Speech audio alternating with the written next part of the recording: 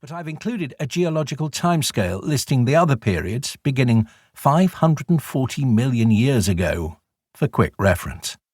Historically, this timescale was assembled piecemeal, and in its early incarnations it was often based on work in Britain, with what looks like a distinct bias towards the southwest.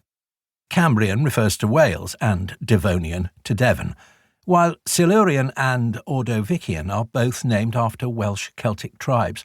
Others are named for the types of rock that predominate, Cretaceous, chalk, or Carboniferous, coal, or for other regions of the world.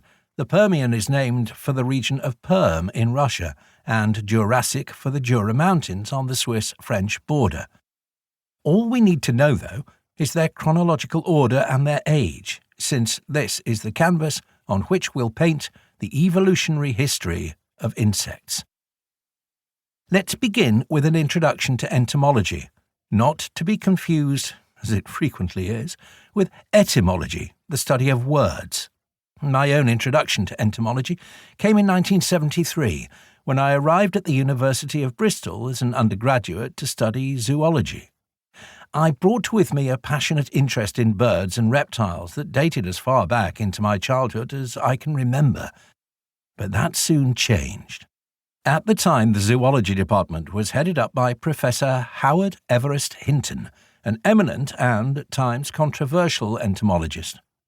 We students often referred to him by his initials, H.E.H., and the similarity to H.R.H., His Royal Highness, seemed to us eminently appropriate. He was often in lively, if not acrimonious, debate with fellow entomologists over a whole range of fundamental concepts in entomology. His lectures were part invective against those who disagreed with his views, and part a mind-boggling introduction to an alien world. He had an infectious curiosity about all aspects of the insect world.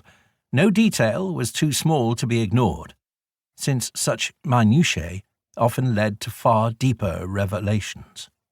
Many entomologists might focus on narrow areas of their subject or study insects amenable to life in a laboratory, perhaps a sensible approach to such a vast group of animals. But Hinton ranged with enthusiastic abandon across most of insect kind, and questioned everything he saw. He was as much at home in the field as in the lab, and had a wonderful collection of the strange and the bizarre that he would happily show off to anyone who exhibited anything more than bored apathy. His lectures opened my eyes to an extraordinary world, so I was delighted when he offered me a grant to study for my doctorate in entomology and to delve even deeper into a world of inexhaustible wonder. But we should begin our journey into the world of insects where Howard Hinton did in the first of his lectures that I attended. We need to ask, what is an insect? A great many people are confused about this, including some naturalists. Even scientists have, on occasions, also changed their minds as to which creatures are insects and which aren't. So some degree of confusion is perfectly understandable. However, we perpetuate that confusion daily due to how all these little creatures are categorized in the popular mind. Many people attach the term bug to any creepy-crawly, from spiders and scorpions to centipedes and millipedes, as well as to all the beetles, flies, butterflies, crickets, and similar creatures.